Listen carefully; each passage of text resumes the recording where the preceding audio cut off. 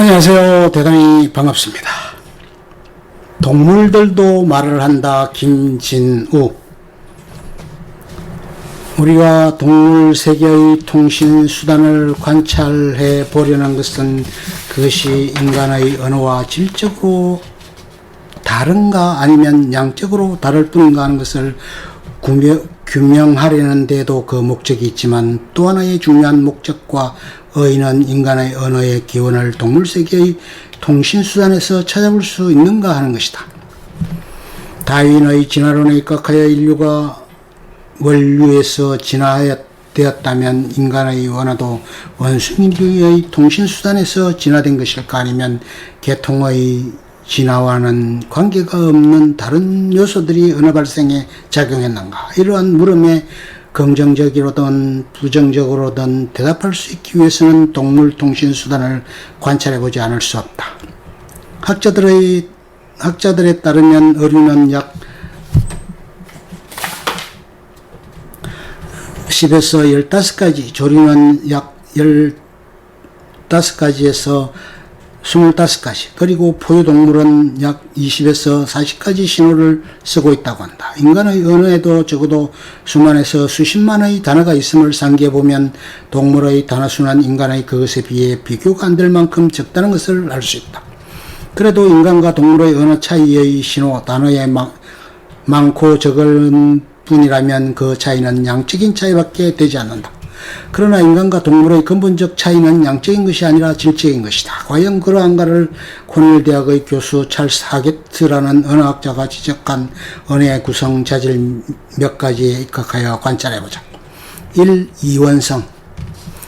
인간의 언어에는 소리의 체계와 의미의 체계가 분리 독립되어 있는 한편 동물의 신호에 위험하다, 배고프다는 소리와 의미가 한 덩어리로 되어 있어 둘을 구분할 수가 없다. 인간의 언어에는 소리와 의미가 독립분리되어 있기 때문에 비슷한 소리가 전혀 다른 의미를 나타낼 수도 있고 다른 소리가 같은 의미를 나타낼 수도 있다. 영어에서 라그는 양탄자를 뜻하고 드러그는 의약품을 뜻한다. 그러나 드러그와 라그는 양탄자와는 아무런 관계가 없다. 국어에서 담배라는 단어는 울타리라는 뜻의 담과 선박이라는 배가 합쳐서 된 말이 아니다. 또 머리뼈와 대갈통은 소리는 전혀 다르지만 그 뜻은 같다. 이러한 현상은 소리와 뜻이 독립되어 있기 때문에 가능한 것이다. 동물세계에서 어떤 일련의 소리가 위험하다는 를 뜻한다고 한다면 이 일련의 소리는 다른 뜻을 가진 신호들과 혼동됨이 없도록 아주 다르게 되어 있어서 이 소리에 다른 소리를 보태서 다른 뜻을 만드는 경우도 없고, 또 그 소리가 같은 뜻을 가지게 되는 경우도 없다. 2. 창의성. 사람의 언어는 그 의의수에 제한이 있다 하더라도 새로운 단어를 언제나 만들어낼 수 있으며, 또 의의의 다른 배합으로 만들어낼 수 있는 통신사항에는 제한이 없어서 새로운 문장을 언제나 창조해낼 수 있다.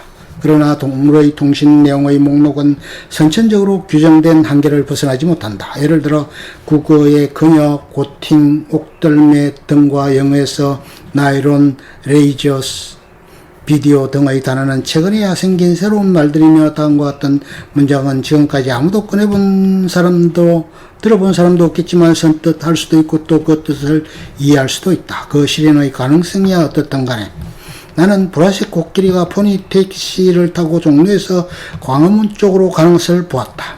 이러한 것을 끝없는 생산성, 창의성이라고 하는데 동물의 언어에는 이러한 자질이 없다. 숲속에서만 살다가 동물원에서 살게 된 짐승이 새로운 사물인 새, 울타리, 구경꾼 등에 해당하는 단어를 추구한다거나 낮잠을 자고 싶은데 쟤들이 너무 떠드는군 하는 식의 말, 물론 동물어를 할 수 있으리라고는 상상할 수 없다. 임의성. 이는 말의 소리와 그 소리가 상징하는 개념 사이의 관계가 필연적으로 아님을 뜻하는 예로 뜻한다. 예를 들면 말이라는 개념을 여러 나라 말에서 다음과 같이 표현한다. 국어 말, 영어 호스, 불어 슈발, 독일어 피헤르트, 스페인어 까바요, 아랍어 샤바프, 사바프, 라틴어 에쿠스. 여기엔 새로운 방식의 아무런 공통점이 없으며 말이라는 개념이 어떤 특정한 소리로 표현되어야 함을 우리는 발견할 수 없다. 화가가 캔버스에 말을 그릴 때는 아무리 추상화를 하더라도 말의 모습을 분별할 수 있도록 해야 하며, 어느 화가가 그린 말이든 거기에는 공통된 말의 모습이 있지만 말의 개념과 이 개념을 표현하는 음성 사이에는 완전히 임의적인 관계만이 있을 뿐이다. 필연적인 관계를 가정해서 든다면 하나를 하나라고 할 때 둘은 둘, 하나에서 하나, 셋은 하나, 넷은 하나 등등으로 표현하는 것이 그 안예가 될 것이며, 습시 영도의 기후를 춥다로 표현할 때 영하 5도를 추웠다, 영하 10도를 춥다, 영하 20도를 추웠다 등으로 표현하는 것이 또한 예가 될 것이다. 그러나 어떤 언어에서도 이러한 현상을 찾아볼 수가 없다. 한자 숫자의 1, 2, 3이나 로마 숫자의 1, 2, 3 등의 예가 고작이다. 개념과 목소리 사이의 임의적인 관계에 예가 되는 것으로 어성을 하는 것이 있다.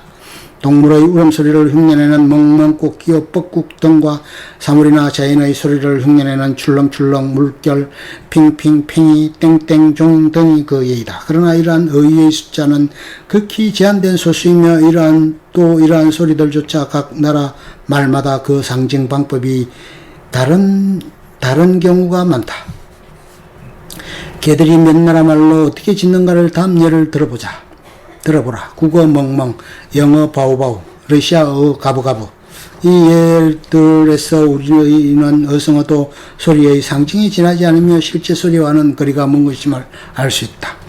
어성어와 비슷한 예로 음성 상징이라는 게 있다. 다음에 든 영어의 예를 보면 GL로 시작하는 많은 단어들이 빛의 의미를 포함하고 있음을 알 수 있다.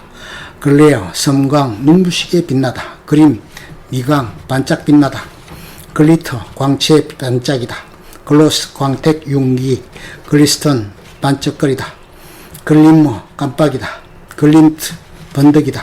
글로우, 백열, 빛나다. 그러나 이러한 경우에도 GL이라는 단어에 빛이라는 개념이 필연적으로 연관되어 있는 것이라면 영어 아닌 다른 나라 말에서도 비슷한 현상이 있어야 할 텐데 그렇지가 않으며, 또 영어 자체 내에서도 GL로 시작하는 모든 단어가 빛과 관련되어 있는 것도 아니다.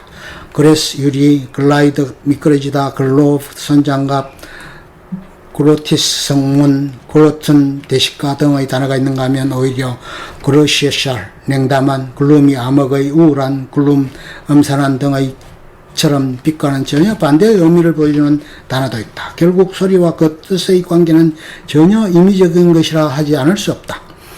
교환성, 이것은 화자가 수시로 청자도 되고 청자는 화자가 될 수 있음을 말한다. 즉 동일한 통신자가 메시지의 송신자도 될 수 있고 수신자도 될 수 있다는 말이다. 반면에 동물 세계에서는 송신자와 수신자의 기능이 분리되어 있는 경우가 많다. 예를 들어 공작새는 수컷만이 꼬리를 부채처럼 펴서 암컷에게 교신할 수 있으며, 닭도 수탉만이 울 수 있듯이 많은 짐승이나 새들의 경우 수컷과 암컷의 통신이 구분되어 그 기능을 상호 교환할 수 없게 되어 있다.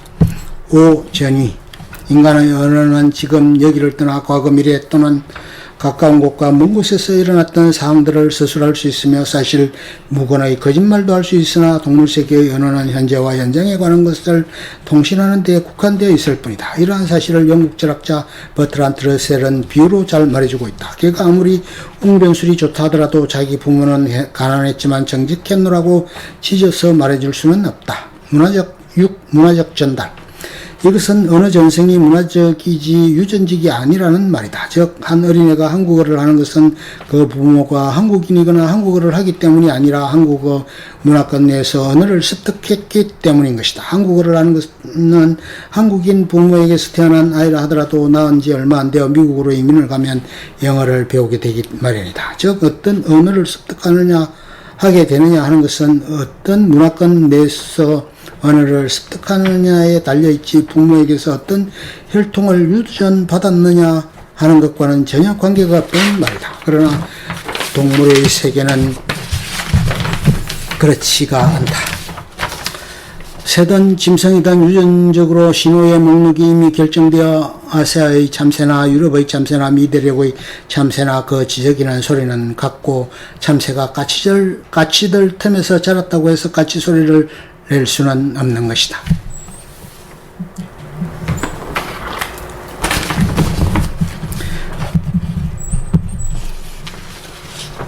위에서 우리는 언어의 구성 자질들을 몇 가지 보았는데 어떤 통화수단이 이러한 자질을 모두 구비하고 있지 않는 이상 그것은 인간의 언어답다고는 말할 수 없게 된다.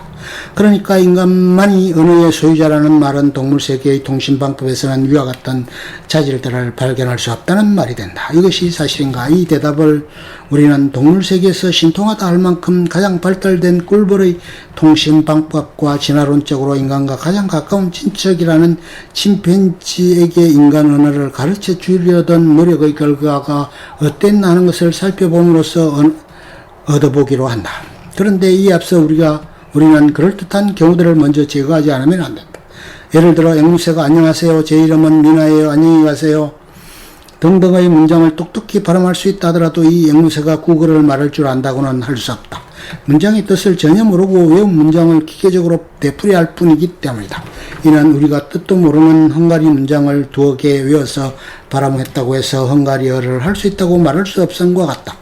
또 하나의 그럴듯한 예는 이른바 영리한 한스 정상이라는 것이다. 20세기 초 독일 베를린에 폰 오스틴이라는 수학교수가 있었는데 한스라는 자기 말이 아주 영리하여 셈본을 잘한다고 하면서 그 묘기를 유럽 도시를 돌아다니며 보여주었다. 주인이 셉 보태기 내선 10빼기 5선 하고 물으면 한스가 앞발굽으로 땅을 쳐서 정답을 주곤 하는 것이었다.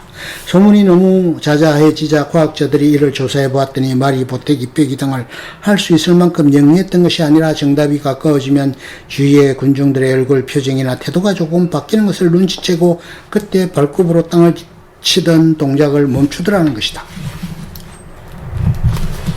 그리하여 10중 8구 정답을 맞추는 것처럼 보였다는 것이다. 결정적인 단서는 군중이나 실험자 자신이 정답을 모르기 때문에 아무런 눈치도 보이지 못했을 때, 예를 들어 두 사람이 말의 양쪽에 서서 저쪽 사람에겐 들리지 않도록 숫자를 하나씩 말의 귀에 소속하게 했을 때는 한스가 정답이 무엇인지 전혀 모르고 계속 땅을 치더라는 것이다.